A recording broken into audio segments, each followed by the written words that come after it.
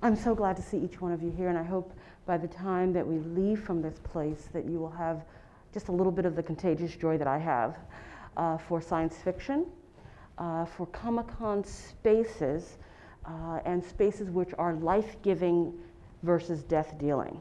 All right, so we'll talk about what that is. I'm going to do this in two ways. I'm going to do, I got the informal, the very formal lecture there. But I wanted to begin with sharing kind of how did I get here, all right, and how did I get to this research point. During my doctoral program, I attended the School of Social Transformation. And prior to that, I was at Brown and at Boston University as a dean. But I had someone, got a brown person right there? Yes, I call them my brown babies. all years, all class years, you're still my brown babies. And Boston University as the dean of religious life as well. But Arizona State University had something special.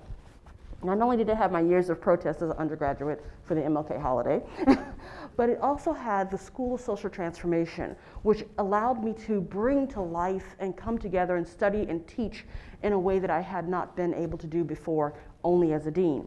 I had been put in the classroom at Brown in the Africana Studies department. I learned a bit about phenomenology and philosophy under Lewis Gordon and Paget Henry, and I was hooked. And by the time that I arrived at Arizona State, they said, you're already teaching, we just have to finish you up. You have half of a doctorate done, we just need to get you done. And I began to work on my work, and they said, that's great, but you're teaching this class, and when you teach that class, and then when you present at conferences, you light up. And I've been a geek all my life. I've been a nerd all my life. And so teaching this particular class, and the class was race, gender, sexuality, and science fiction, and that was one incarnation. The other one was race, gender, and science in science fiction, two different departments. And so she mentioned earlier, I'm a Whovian, I'm a Trekkie, and so therefore, how many of you are Whovians? We got any Whovians in here? Okay, so you know what Daleks are and Doctor Who, except great. Trekkies, come on, admit it, come on, okay. And at every Comicon convention, there's always the Trekkies versus the Star Wars. So who are the Star Wars people in the room? Okay, we got a few Star Wars, okay. And they're always talking about the philosophy of Star Wars and Star Trek. And so I was in this world already. And so instead of, they said, the people that you want to do your project on, they're dead. You can come back to that, but you love Afrofuturism, you love science fiction. Work on that and use your philosophy to bring it to life. And of course, it's alive, Mary Shelley echoed in my head from Frankenstein. And womanist philosophy of what's life-giving versus what's death-dealing. That's my litmus test pretty much for everything that I do. And so I began to think about how that became operative. And I wanted to pause and share some of the books that I use for that class as textbooks, okay? So if we were in a class. One of them is Alter Mundos. Alter Mundos is Latin speculative literature, film, and popular culture. Okay, so Latino, Latina, it has a little @ sign. This one is one of my favorite. It's a collection, an anthology of indigenous science fiction, or indigenous slipstream is one of the terms that's used. And then one of my favorite is Dark Matter. Dark Matter takes you through a journey of time from someone like W.E.B. Du Bois, who wrote science fiction, to contemporary writers today, such as Derek Bell and the editor, Cherie Thomas herself. To people like Annette Okorafor, who I'll talk about perhaps in my lecture. And so some of the anchored pieces are these. This is a collection, it's Afrofuturism 2.0. We are actually in the second generation of Afrofuturism, believe it or not. Afrofuturism 2.0, edited by Ronaldo Anderson, who was very instrumental in my research as well. And then there's this. This is the graphic novel of kindred. How many of you are familiar with Octavia Butler?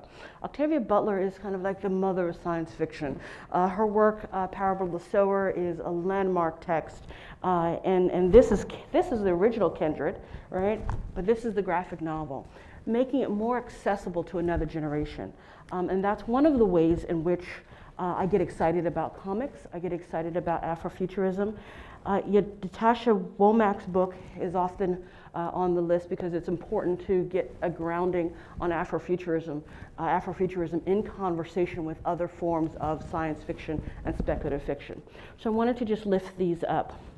So if I was teaching a class, these would be some of the texts that I would use. And I would talk about what is a comic convention. How many of you have ever attended a Comicon? Anyone? Anyone? Okay. Someone tell me what a Comicon is. So what is it, is you're asking? Mm-hmm. So I understand it, I've never been, but I understand it as a place where you can go and all of these comics, heroes and things, people dress up in their favorite characters, and you get a chance to socialize and learn and hear some of the speakers from some of the leaders in the community, and actually, I guess, buy stuff too. Yes, yes. So loot, and I'm going to send around a loot bag. This is a loot bag. And so this, I'm going to send around this loot bag. This is one of my loot bags. This is, you have some stickers and pictures, some a couple of Batman and a Black Panther. So those are you lucky to get up to grab those. Black Panther pen. A loot bag. She was going to give you that loot bag so you can pass around. And stickers. I'm real big on stickers. So this particular loot bag comes from the Black Comic and Arts Festival that's held right here in the Bay Area. It's in probably, I think now, the 13th year.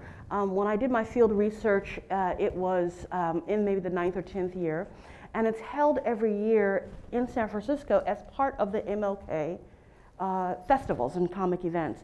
It started and it continues to be a two-part, coast to coast. One half is at the Schomburg in Harlem, and the other half is here in San Francisco. And it's an amazing opportunity, and we'll talk in the lecture about that as well. But this is the loot bag from BCAF. And reason I bring up loot, you talk about shopping, right?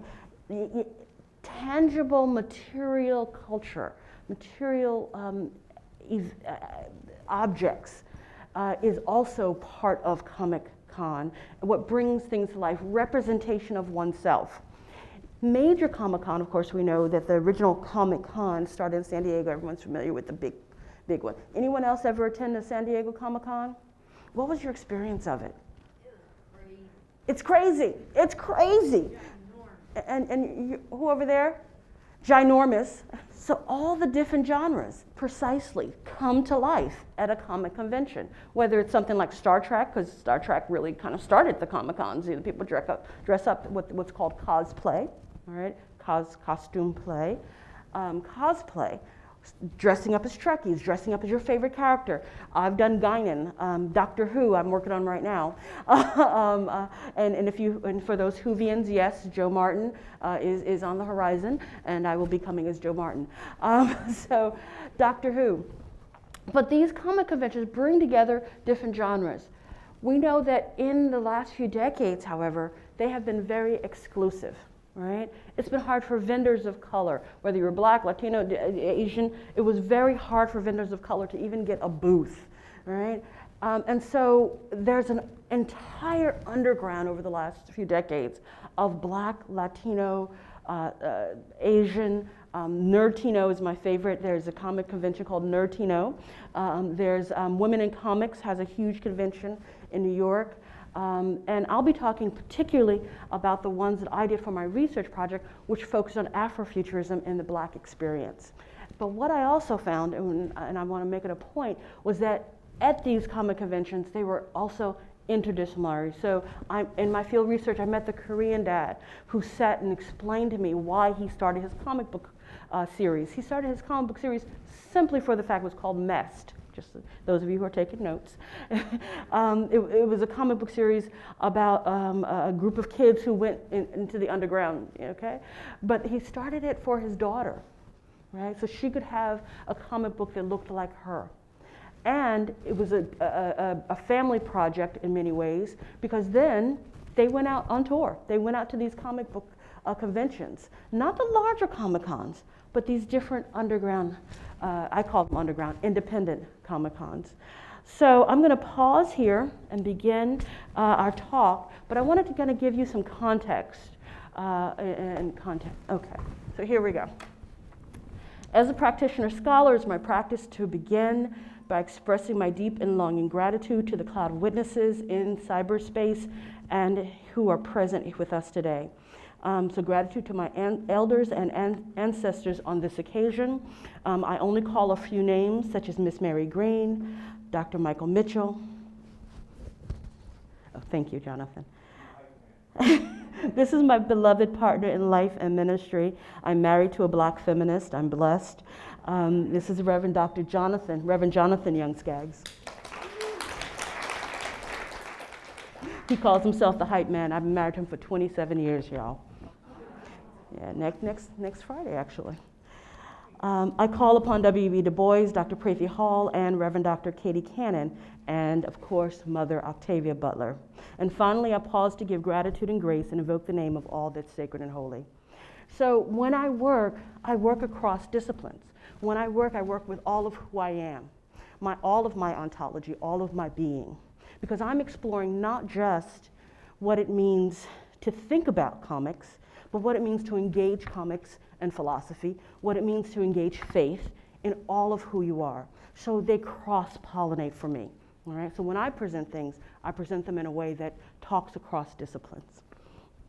So my task today is to share my vision of Black joy through the Afrofuturist project. This is the title for today. The philosophy that I use to talk about this is I'm not a theologian in the traditional sense. I'm a philosopher because I look at not just God talk, but how God operates and faith operates, how we are human, how we experience our own humanity. What does it mean to be human? And in that experience, I use phenomenology as my method. Phenomenology, while grounded in traditional Hegelian school, I make a departure to the school of continental philosophy and interdisciplinary studies. Such interdisciplinary studies, such as scholars as Maurice Merleau-Ponty, Max van Manen, Don Ide, Jacqueline Martinez, Carol Wainwright, as a womanist. The inclusive thoughts of Africana philosophy in phenomenology, such as Paget Henry, existential philosophy, such as Lewis Gordon, resonated with what was already birthed in me through my lived phenomena of Black scholars who created liminal spaces in the academy, where my own efforts to put theological and philosophical contours to what was to become phenomena of life-giving Black joy. So my effort in our time today, I like to unpack and explicate the modalities by which I deploy womanist phenomenology to explore liminal life-giving spaces, to mitigate the death-dealing perniciousness persistent on Black bodies in the 21st century. In other words, I strive for Black joy. So, the world of science fiction infuses the soul with the hope of the imaginary. The imaginary and its aesthetics that it births are formularies for art forms that speak to the possibility of a transformed future.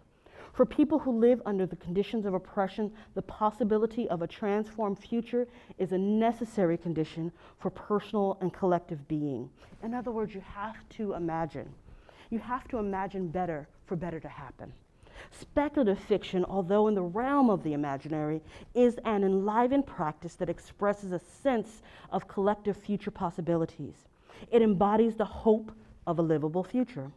During the past 3 decades, particularly, Black speculative fiction and thought has been increasingly at the core of a new cultural production of genres, film, horror, comics, fantasy, music, which tell the story of African descendant people. Phenomenological exploration of Black speculative fiction as it comes alive through artistic liminal spaces of comic and science science fiction conventions is what I look at. I contend and I offer a salient option, not only for temporal black joy, but a modality to carve out spaces of intentional care and comfort to aid not merely in survival, but the flourishing of black life. Thus, it becomes a formulary for radical self-care as an act of resistance, argued by scholars such as Audre Lorde and Toni Morrison. My phenomenological research is based on the field work I conducted from 2017 to 2019. During that time, I attended the following independent conventions: the Black Speculative Arts Movement convention. Black Speculative Arts Movement is a series of conventions. So we've talked a little bit, and I love visuals because you got to have something to look at. We've talked a little bit about my theoretical framework. We've talked about womanist phenomenology of experiential black joy. I want to pause and say that I use phenomenology in womanism, in tangent with womanism. For those of you who may not have heard the term womanism, womanism was coined by Alice Walker. It's a term that examines black feminism, but from a particular intersectional approach, all right? So I say I'm married to a black feminist, right? But I'm a womanist, all right?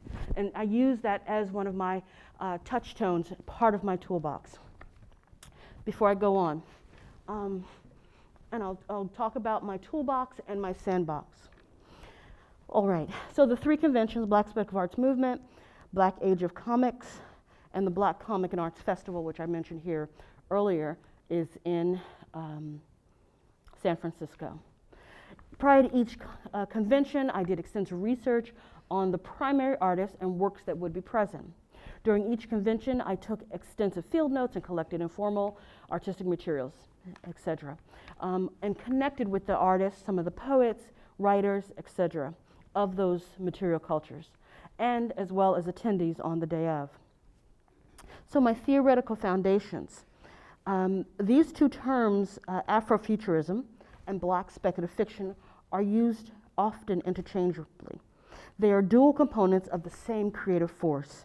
My interest is in understanding how Afrofuturism functions to create liminal spaces that create possible futures that make the present more livable for African descendant people who experience anti-black racism and white supremacy as normal conditions of their everyday life. I am interested in understanding the liberative potential of Afrofuturism. My goal was to examine the experience of engaged speculative fiction as it comes alive, as potentiated hope within the independent fan conventions. My work utilizes the theoretical contributions, certainly of critical Afrofuturism, womanism, and Africana philosophy. It is important to note, though, that I'm still a scholar. So while I love cosplay, I'm not reducing this to just a cosplay, comic whimsy. Cosplay is an important aspect of comic convention activities and spaces, but it's only one single dimension. It, however, receives a great deal of paparazzi and attention. So my work examines the connections between the space and the experiences, which reach far beyond the basic glam of cosplay. I found that these spaces provide philosophical poetics that are life-giving.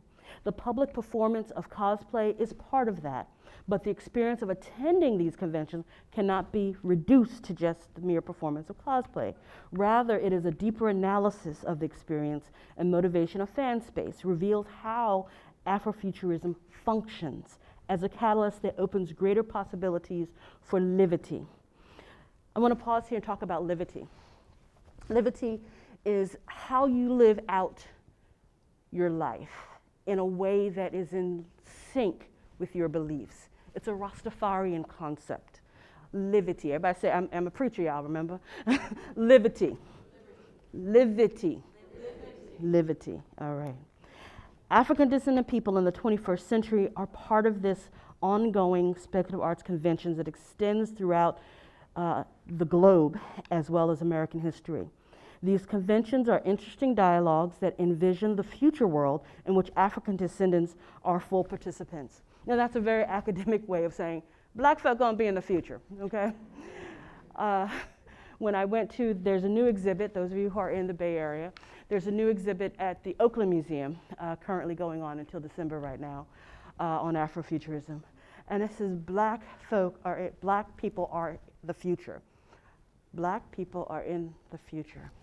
Yeah, all right. So this notion of Afrofuturism takes that notion and says, that may seem like a given, but when you have a constant history of nihilism, it is not a given, right?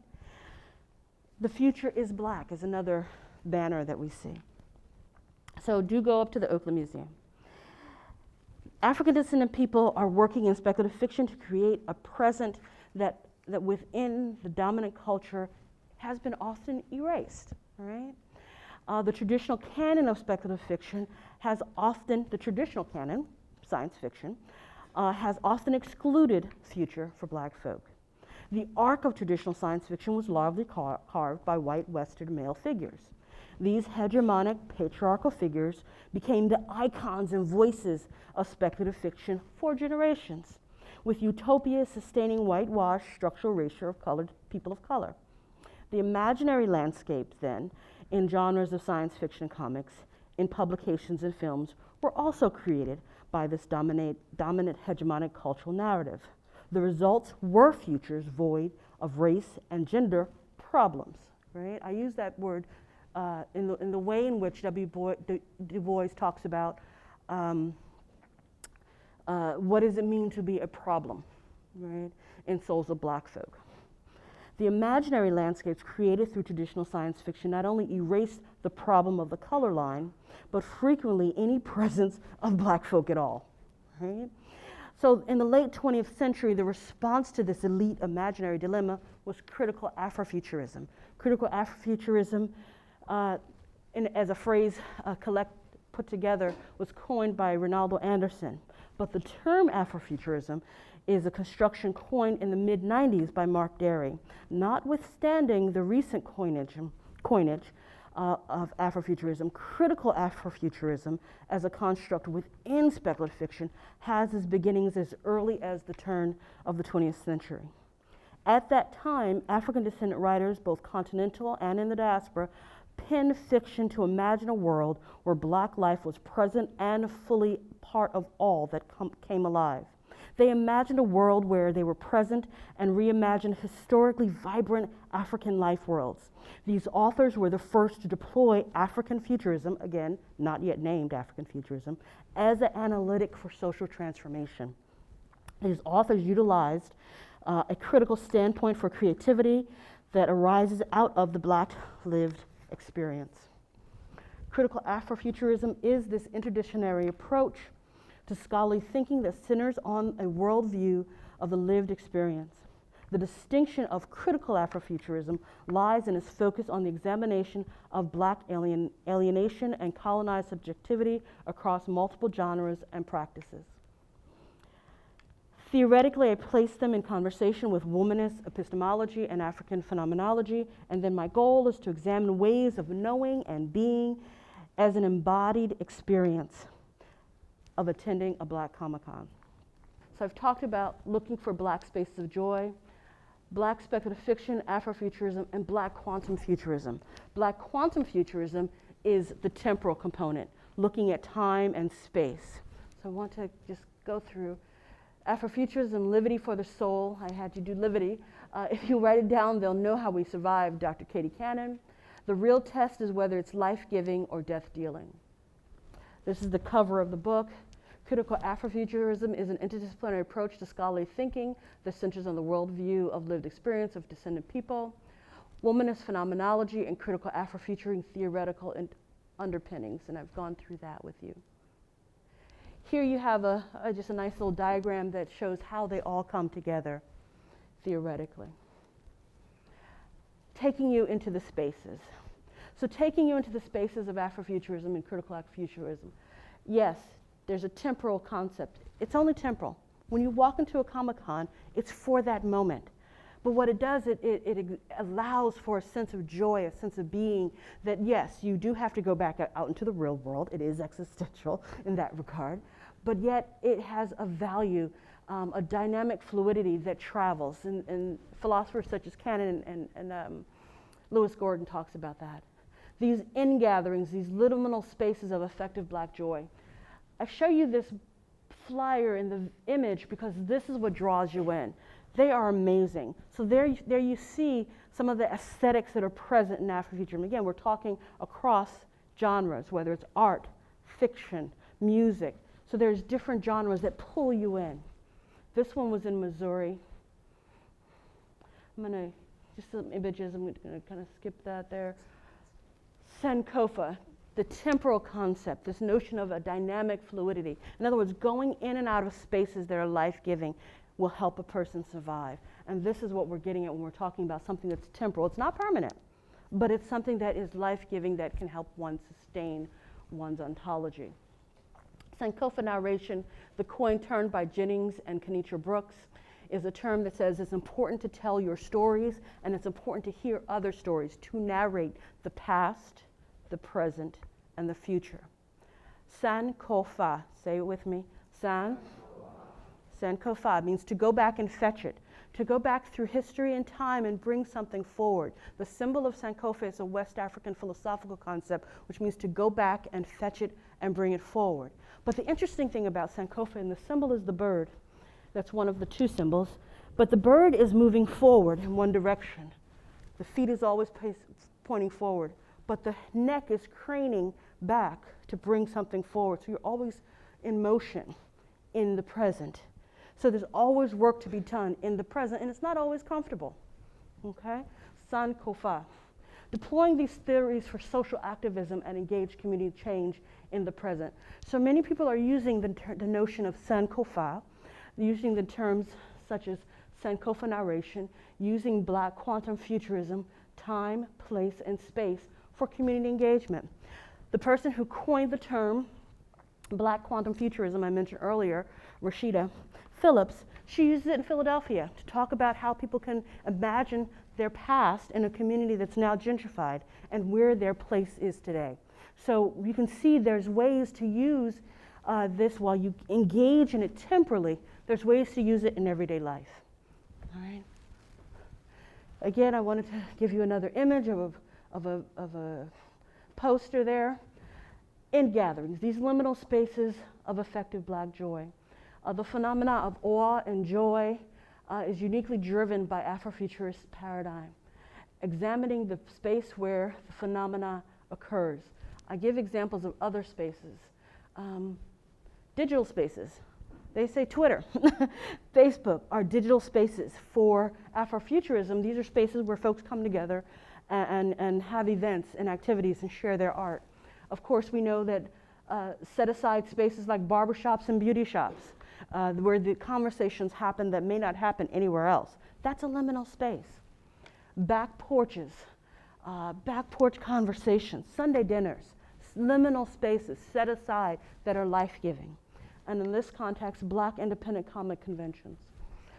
So Comicon joy, independent comic conventions, I believe they are the pulse of Afrofuturism, which beats at the heart at these comic conventions.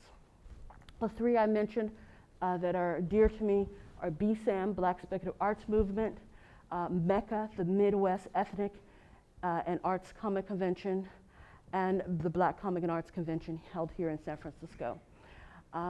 I mentioned also that I do work across gender. The one in Detroit is the only female-led comic convention. And of course, BSAM, many more, I put many more since 2019. I've gone to Ghana, Nigeria, they've had them in London. So BSAM has now traveled globally under the leadership of Ronaldo Anderson. Framing and theorizing it. One of the ways in which I frame and theorize, I showed you the posters. In one of my analyses, I talk about it's like going to church. You get a bulletin and you get something that says, come on in, welcome. And then you get a prelude. You get the tease, the information. And then you get the invocation. You get the call to come to the convention. And you go in and you enter into the space. The gospel. when you have a conversation with these vendors, we talked earlier about the vendors, each one of them has a gospel. Each one of them has a story. Each one of them has a reason they've come to the table to do this work. Some of them are independent. Some of them have been artists from Marvel and DC, the mainline comic artists that we are very familiar with, and been part of the development of those productions, such as Black Panther and those larger ones. But some of them are continuing to be professors, like John Jennings, who not only produces work, but also multiplies himself by creating another generation of artists and comic artists across genres. And what I did here today was I brought some of my loot from the different conventions to share with you. So at the end, I want to invite you, I'm going to make sure there's time for you to kind of peruse some of these material cultures, again, objects, material objects that come out of these comic conventions. You'll see traditional ones like Black Panther or Marvel, but you'll see ones you've never seen before, right? That's the art and joy of having those conversations. It becomes their gospel. Their lived experience becomes material culture, right? And at these comic conventions, there's oftentimes, yes, the offertory of buying loot. You spend money. But there's often a benediction, there's panels and an invitation to be part of the community. So there's workshops and panels at these conventions as well.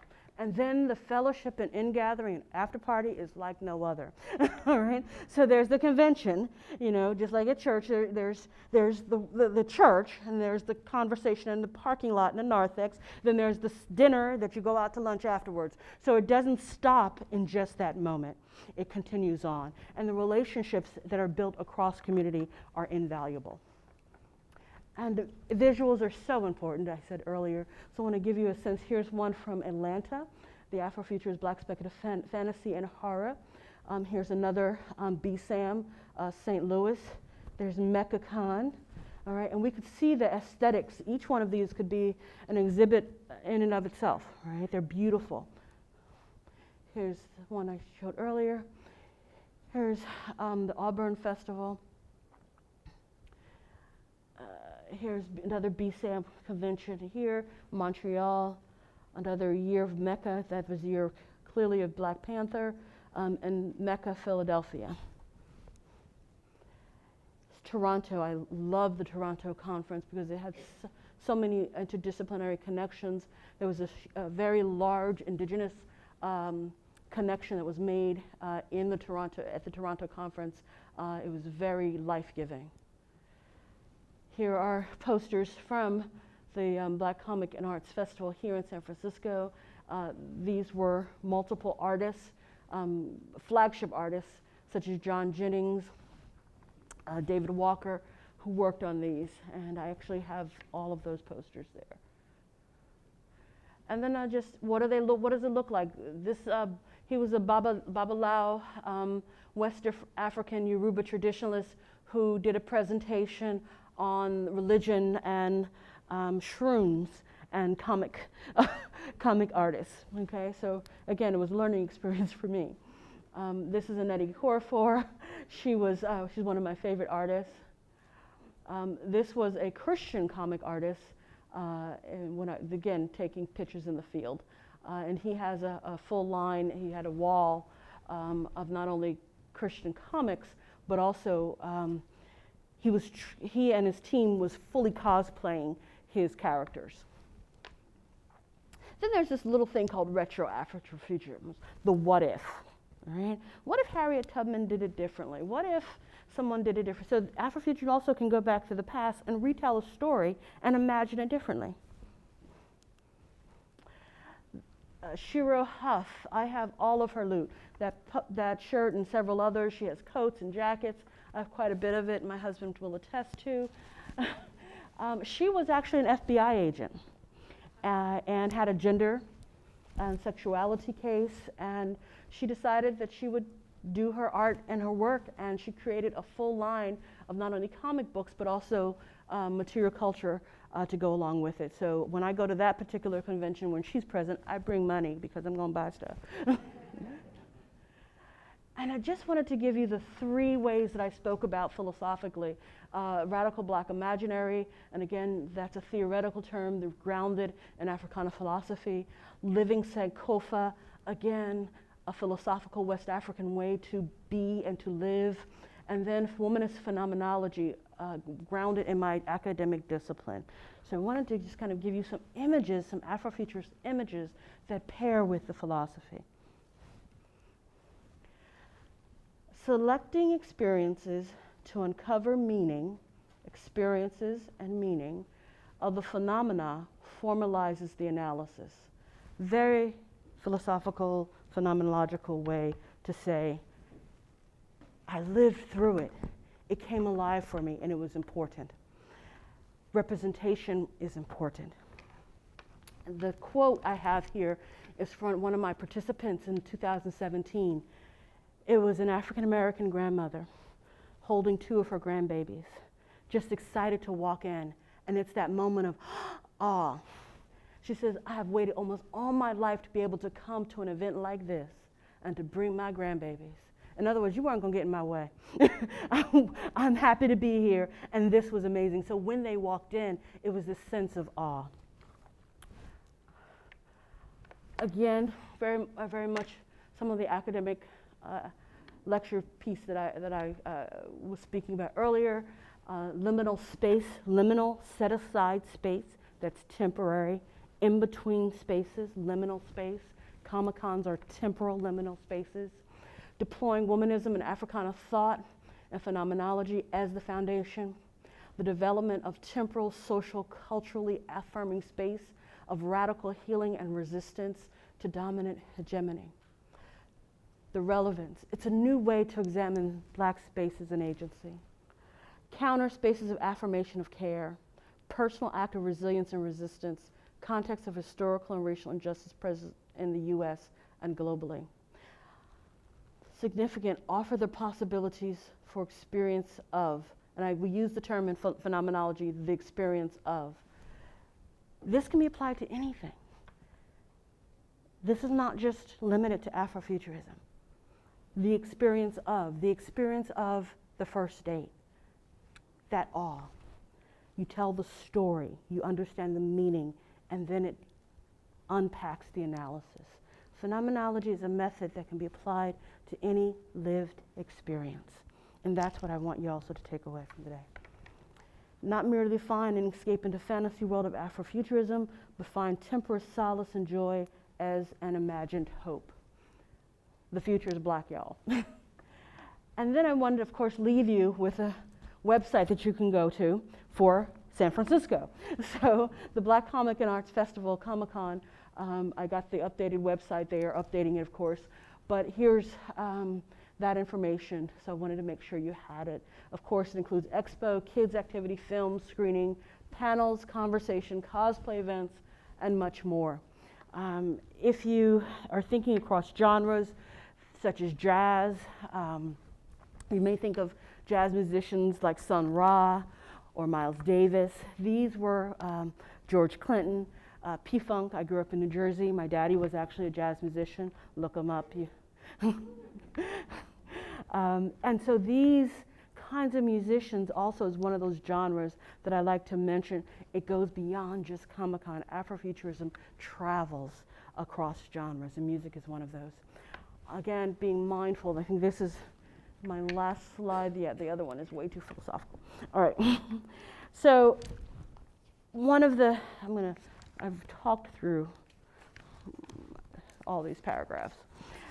But one of the things that one of my mentors challenges me all the time, how are you going to explain this to the church mamas? Womanist phenomenology, cultural context of phenomenology reduction. I called it liminal liturgy. So I'm going to end with this, and then we'll go into conversation. The last months of my fieldwork coincided with the months leading up to the opening of the Hollywood blockbuster Black Panther. For months prior, during the academic elevator speeches, my community conversations around my dissertation, I stalled when trying to make plain what I was studying, the phenomena. I struggle to explain what it means to talk about Afrofuturism and liminal space, and you know, and then folks would send me news clips from NPR and segments on television. I received notes from colleagues and said, what is this Afrofuturism stuff you're talking about? And then came Black Panther. During this time, there was also an acceleration of science fiction projects involving writers, creators, directors, and actors from around the African director in the mainstream, such as Star Trek Discovery, Get Out, Hidden Figures, A Wrinkle in Time, to name only a few. There was, it seemed, a collective public cry for also Hollywood to depart from the racially tokenized representations of Black folk and marginal presence in artistic production. When I was asked by someone in my own cultural community what my research were about, I would simply say, did you see Black Panther? They'd say yes. And then I'd say, did you see it with community and folk? They'd say yes. And then I'd ask them with a sense of knowing to take a deep breath. And when they saw Wakanda open up and everybody went, ah, I said, it's that breath, it's that moment, that's the phenomena, that's the joy of experiencing Afrofuturism. When you are engaged in something that brings you joy, if only for a minute, it can be transformative. They'd go into a description and they identify the description, no matter what part of the movie they described, there was a sense of joy, Black joy, in the midst of the film. In that moment, I would say, that's it. They would light up and get it. In that moment, they understood the affective aspect of liminal space, affirming who they were, this Afrofuturistic journey. In the case of Black Panther, that journey was to the fictional Wakanda. The experience of Black joy, fueled by engagement in Black speculative arts of music, science fiction, fantasy, is more of what my project here hinges about. But it's also all about the life-giving nature and entering to any space that centers and affirms one's humanity. So I always say, journey with me, not to Wakanda, but to the 21st century of Black speculative arts convention. And perhaps, just maybe, it might be contagious. So I want to end here. Thank you.